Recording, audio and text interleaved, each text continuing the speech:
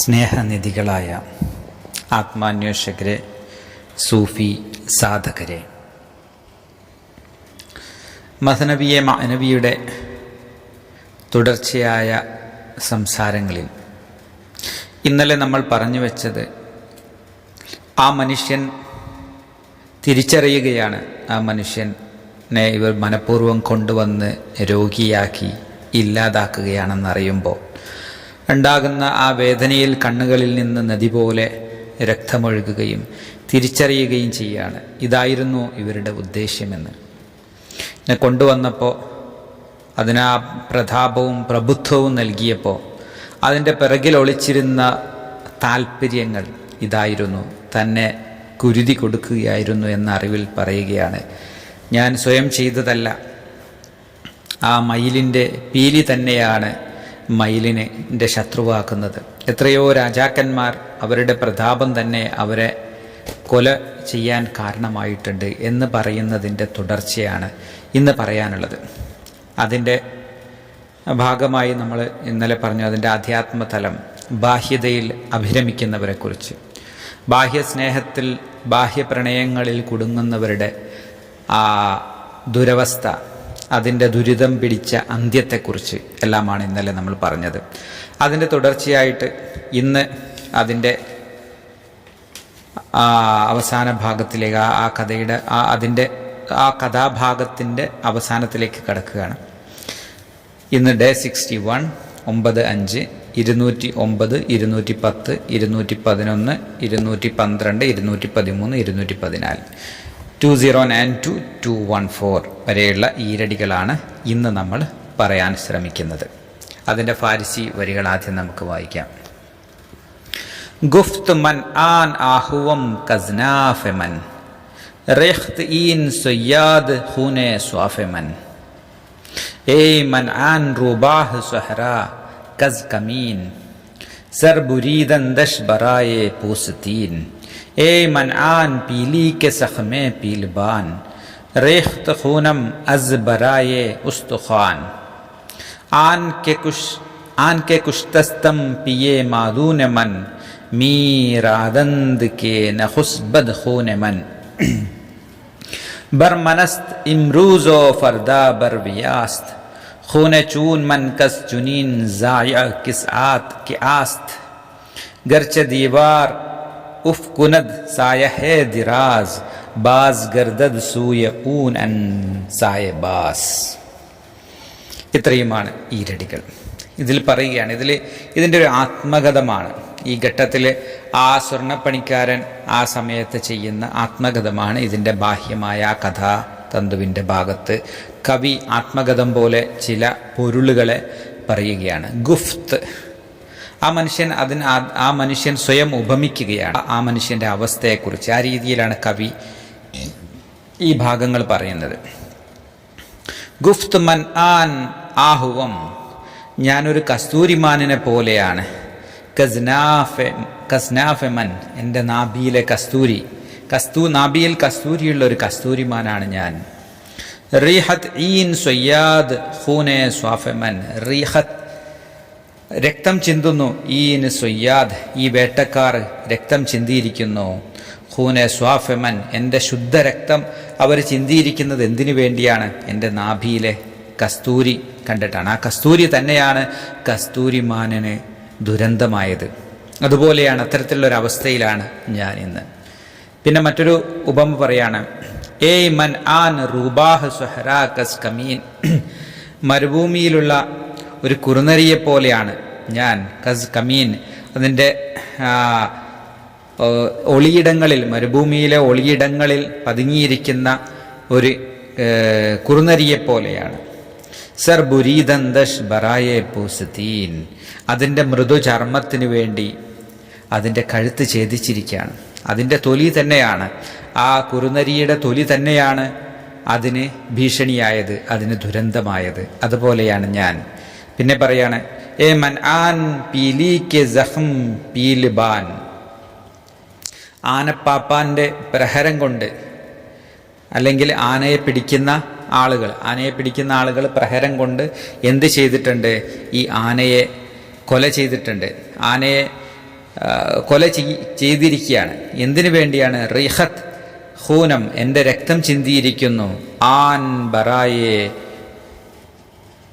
ഉസ്തുഖാൻ, അതിൻ്റെ ആനക്കൊമ്പിന് വേണ്ടി, അതിൻ്റെ എല്ലിന് വേണ്ടി, അതിൻ്റെ ആ ആനക്കൊമ്പിന് വേണ്ടിയിട്ട് കൊന്നുകളഞ്ഞ കൊല ചെയ്യപ്പെട്ട ആനയുടെ അവസ്ഥയിലാണിന്ന് ഞാൻ. 3 ഉപമകൾ അവിടെ പറയാണ്. കസ്തൂരിമാനിനെ പോലെയാണ്, കസ്തൂരിക്ക് വേണ്ടി കൊല ചെയ്യപ്പെട്ട കസ്തൂരിമാനിനെ പോലെ, ചർമ്മത്തിന് വേണ്ടി ഖണ്ഡം ഛേദിക്കപ്പെട്ട കുറുനരിയെ പോലെ, കൊമ്പിന് വേണ്ടി രക്തം ചിന്തിയ ആനയെപ്പോലെയൊക്കെയാണ് എൻ്റെ ഇന്നത്തെ അവസ്ഥ എന്ന് പറയാണ്.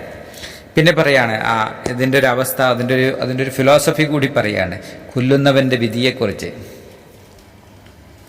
ആൻ കെ കുഷ്തസ്തം പിയേ മാദൂനമൻ, ആൻ കെ കുഷ്തസ്തം, എന്നെ വധിച്ച ആളുകളെ, പിയേ മാദൂനമൻ, എനിക്ക് വേണ്ടിയല്ലാതെ, മറ്റൊരു കാരണത്തിന് വേണ്ടി, എൻ്റെതായ തെറ്റുകളൊന്നുമില്ലാതെ മറ്റൊരു കാരണത്തിന് വേണ്ടി എന്നെ കൊന്നവരെ, മന്നദാന്ത്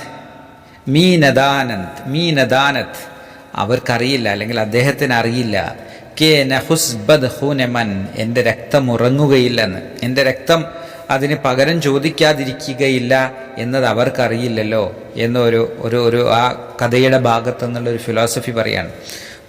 കൊന്നവർ തീർച്ചയായിട്ടും കൊന്നവരോട് അത് പ്രതികാരം ചോദിക്കും എന്ന അർത്ഥത്തിലാണ് അത് പറയുന്നത്. തീർച്ചയായിട്ടും അത് കൊല ചെയ്യപ്പെട്ടത് തീർച്ചയായിട്ടും അത് തിരിച്ചു വരിക തന്നെ ചെയ്യും എന്ന ഒരു പോയിന്റിലേക്കാണ് അത് കൊണ്ടുവരുന്നത്. അടുത്ത പറയാണ് ബർമൻ ആസ്ത് ഇംറൂസോ ഫർദാ ബർ പിയാസ്ത്, ബർമനാസ്ത്, ഇന്ന് അംറൂസ് ഇന്ന് എനിക്ക് മേലെയാണ് ഈ അവസ്ഥ വന്നെങ്കിൽ, വ ഫർദാ ബർ വിയാസ്ത്, നാളെ അത് അവർക്ക് മേലെയാണ്, അദ്ദേഹത്തിന് മേലെയാണ്, അല്ലെങ്കിൽ അവർക്ക് മേലെയാണ് നാളത്തെ വിധി. ഇന്ന് ഞാൻ നാളെ നീ എന്ന് പറയുന്നത് പോലെ ആണ് അതിൻ്റെ അവസ്ഥ.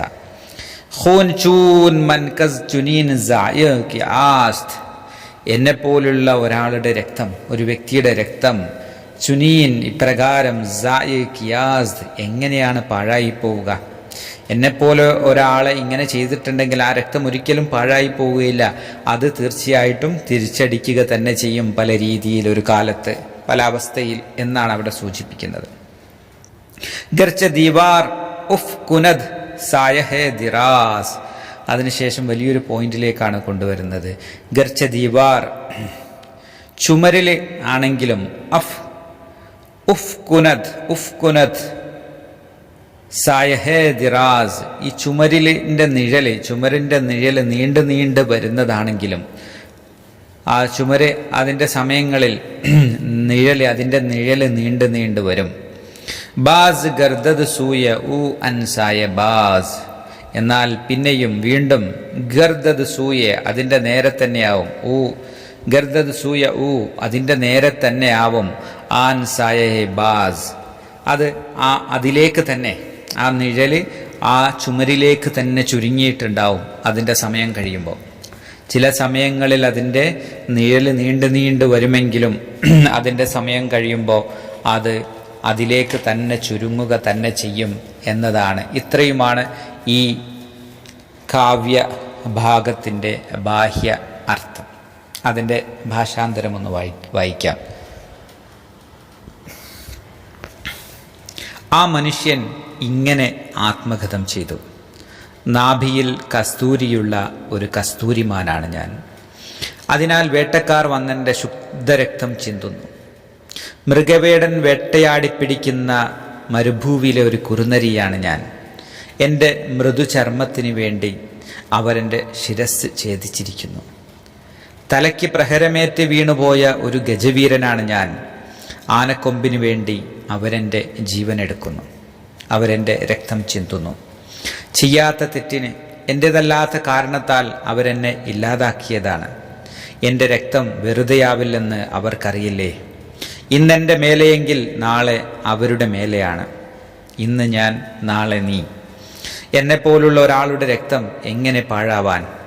ചുമരിൻ്റെ നിഴൽ നീണ്ടു വരികിലും ഒടുവിൽ ആ നിഴൽ ചുമരിൽ തന്നെ ചുരുങ്ങിടും.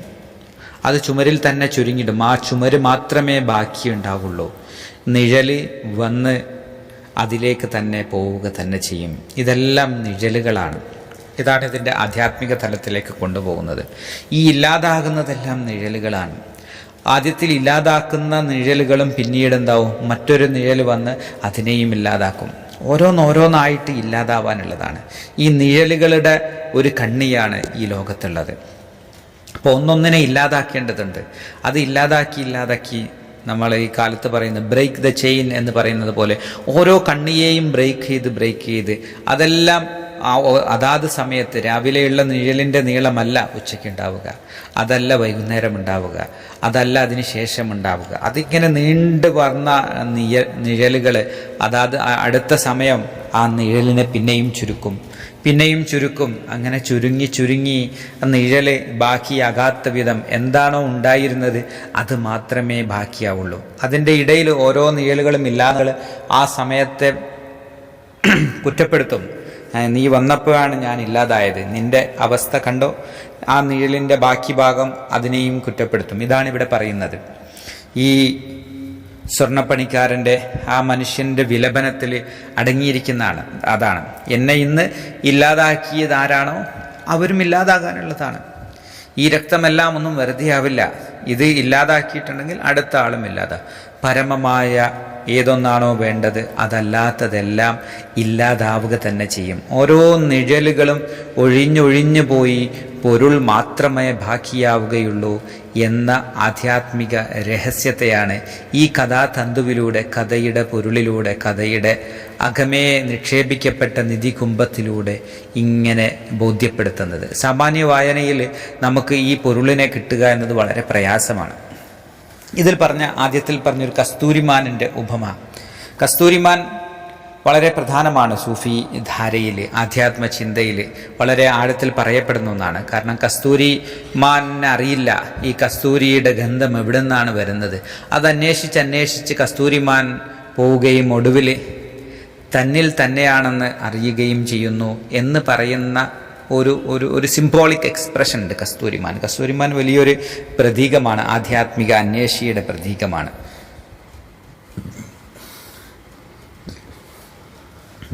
ആധ്യാത്മിക അന്വേഷി അവൻ അലയുകയാണ്, ലോകത്ത് മുഴുവനും അവൻ അന്വേഷിക്കുകയാണ്. എവിടെയാണ് ഈ അകമേ വരുന്ന ആ ദൈവിക പ്രണയത്തിൻ്റെ രഹസ്യം എവിടെയാണിരിക്കുന്നത്, ആ ദാഹശമനി എവിടെയാണിരിക്കുന്നത്, ആ ദൈവിക പ്രകാശം എവിടെയാണിരിക്കുന്നത് എന്നന്വേഷിച്ച് ഗ്രന്ഥങ്ങളിലൂടെ, ഗുരുപരമ്പരകളിലൂടെ, ആധ്യാത്മ കേന്ദ്രങ്ങളിലൂടെ ഇങ്ങനെ അലഞ്ഞ് പോവുകയാണ്.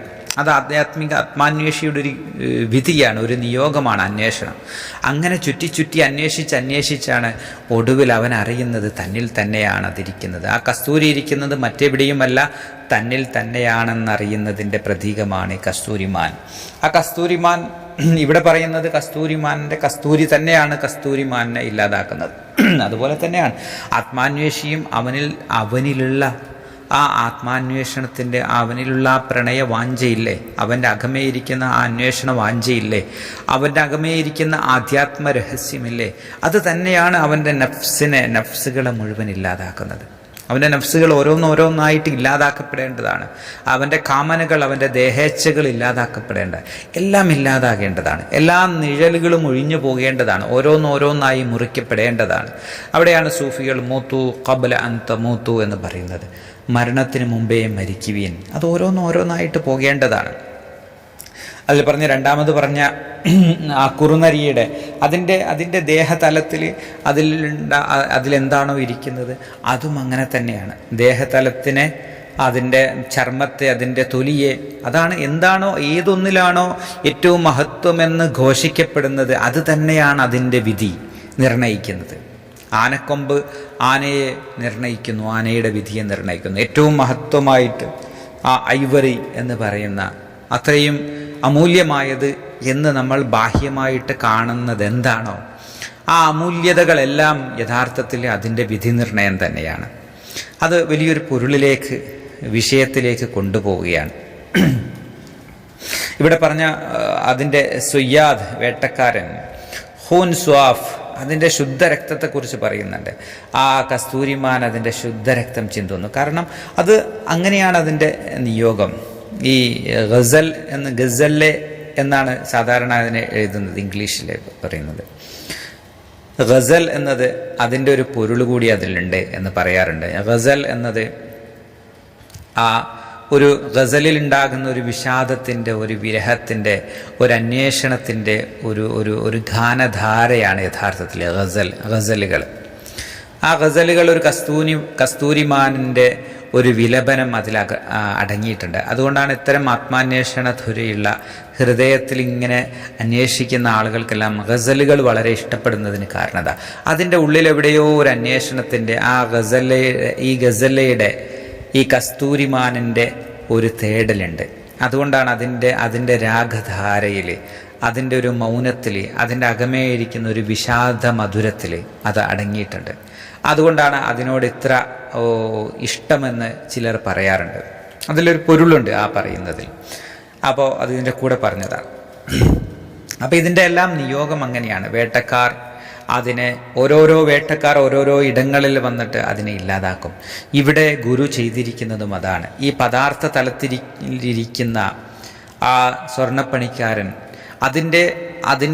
അതിൻ്റെ മഹത്വം, അതിൻ്റെ ആകാരഭംഗിയും അതിൻ്റെ അംഗലാവണ്യവും ആകാര സൗഷ്ഠവവും എല്ലാം ചേർന്ന് അതിനോട് ആ മനസ്സിനുണ്ടായിരുന്ന ആ വല്ലാത്ത ഒരു കാമനയെ ഇല്ലാതാക്കേണ്ടതുണ്ട്. ആ കാമനയെ ഇല്ലാതാക്കാൻ വേണ്ടിയിട്ട് ആ വസ്തുവിനെ കൊണ്ടുവന്ന് അതിൻ്റെ അർത്ഥശൂന്യത അത് ഇത്രയേ ഉള്ളൂ എന്ന് അതിനെ ഇല്ലാതാക്കിക്കൊണ്ട്, അതിനെ നിശേഷം ഹനിച്ചുകൊണ്ട് അതിനെ ബോധ്യപ്പെടുത്തുകയാണ് ഇവിടെ ചെയ്യുന്നത്.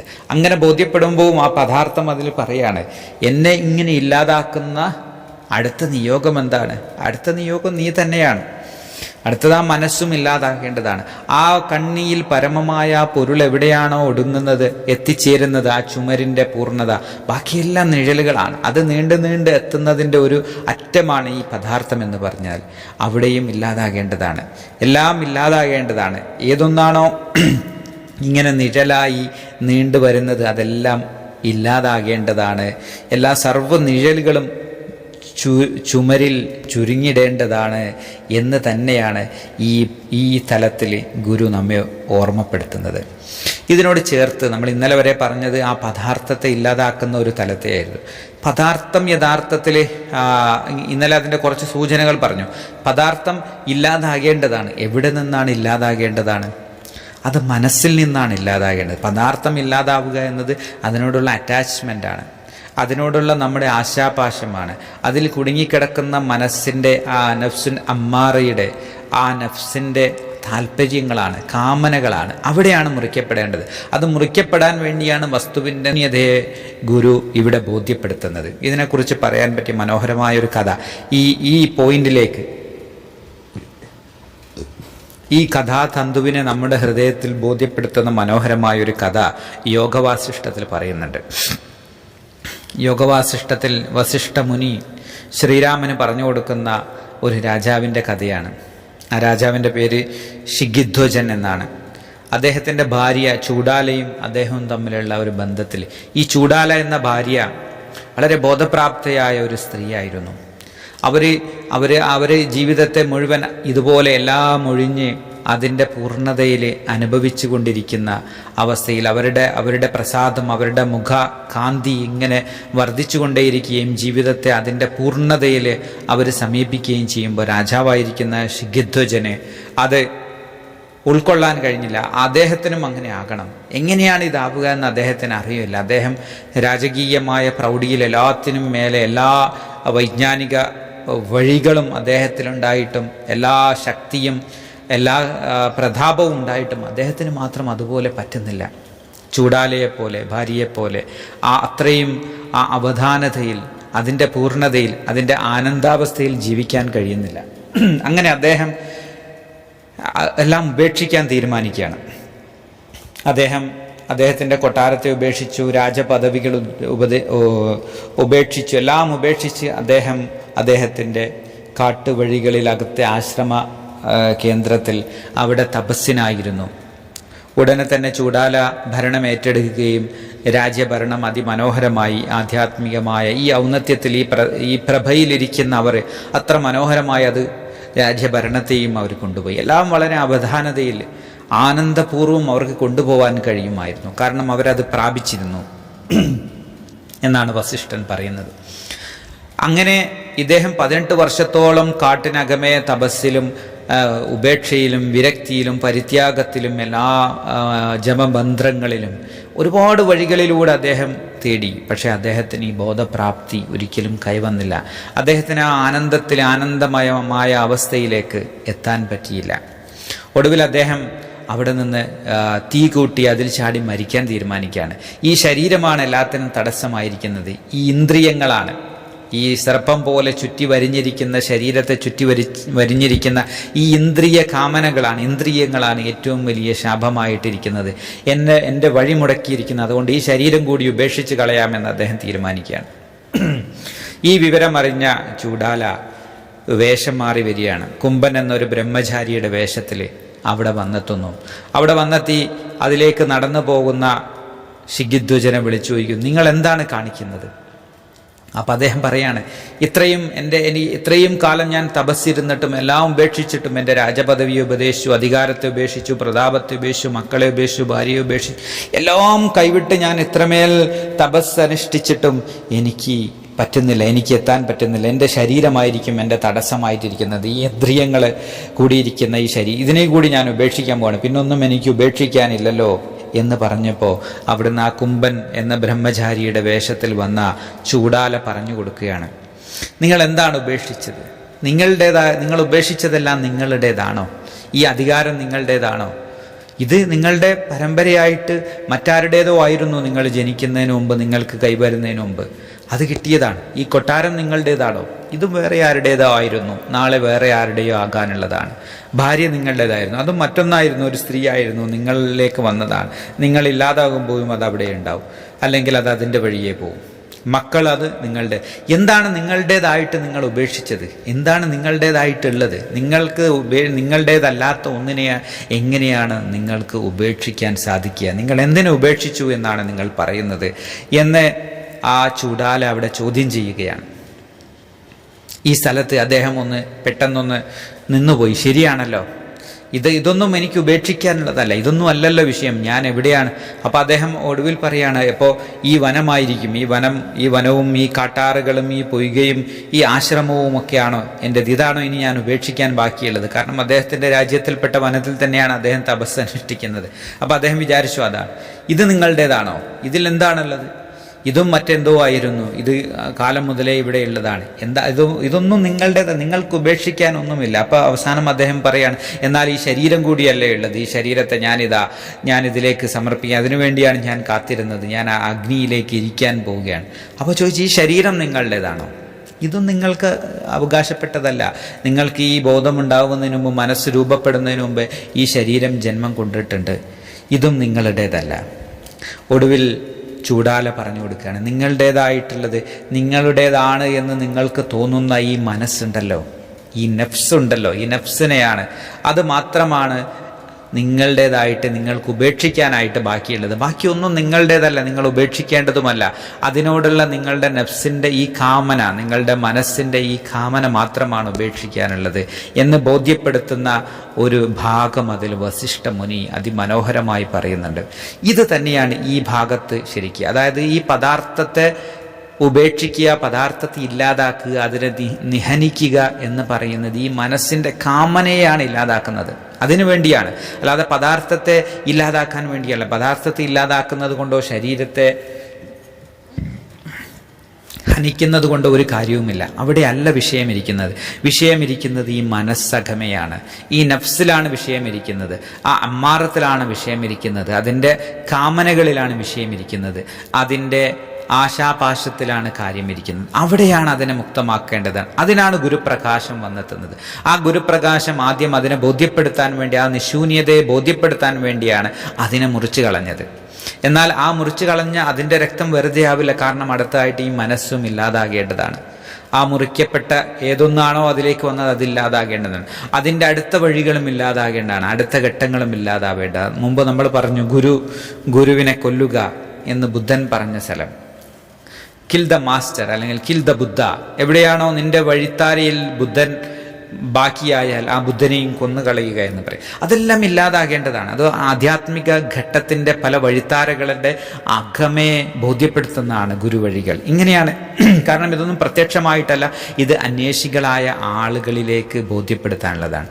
അന്വേഷികളായ ആളുകളുടെ അകമേ ഇതൾ വിടർത്തി കൊടുക്കേണ്ട രഹസ്യങ്ങളാണ്. അതുകൊണ്ടാണ് ഇത്തരം കഥകളിലൂടെ, ഇത്തരം കഥാഭാഗത്തിലൂടെ, കാവ്യ സുഭഗമായ മൊഴിമുത്തുകളിലൂടെ ഗുരുക്കന്മാർ ഇത് നമ്മുടെ ഹൃദയങ്ങളിലേക്ക് സംവദിക്കുന്നത്. ഇത് കേൾക്കുമ്പോൾ ഇതിനകമേയിരിക്കുന്ന പൊരുളുകളിലൂടെ ഓരോ അന്വേഷിയും സഞ്ചരിക്കേണ്ടതാണ്. ആ പദാർത്ഥത്തോടുള്ള കാമന അങ്ങനെയാണ് ഇല്ലാതാവേണ്ടത്. പദാർത്ഥത്തെ ഇല്ലാതാക്കുക എന്നത് അവൻ്റെ അകമയിരിക്കുന്ന കാമനയാണ്, അകമയിരിക്കുന്ന അവൻ്റെ ആശാപാശത്തെയാണ്, അറ്റാച്ച്മെൻറ്റിനെയാണ് ഇല്ലാതാക്കുന്നത്.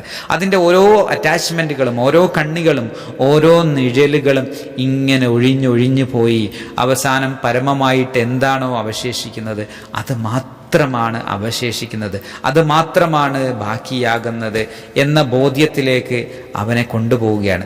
പരമമായി അനശ്വരമായി നിലനിൽക്കുന്നതെന്തോ അതിനോടുള്ള ഇഷ്ക് മാത്രമാണ് നിലനിൽക്കുന്നത്, കാശത്തിലേക്ക് കൊണ്ടുപോവുകയാണ്. ആ ഇഷ്കിന് മാത്രമാണ് ജീവനുള്ളത്. നാളെ ഇതിനെക്കുറിച്ച് പറയുന്ന അടുത്ത ഭാഗത്തിൽ പറയുന്നൊരു വിഷയമാണ് ഇഷ്ക് ജിന്ദ ദർ റവാൻ വദർ ബസ്വർ എന്നത്.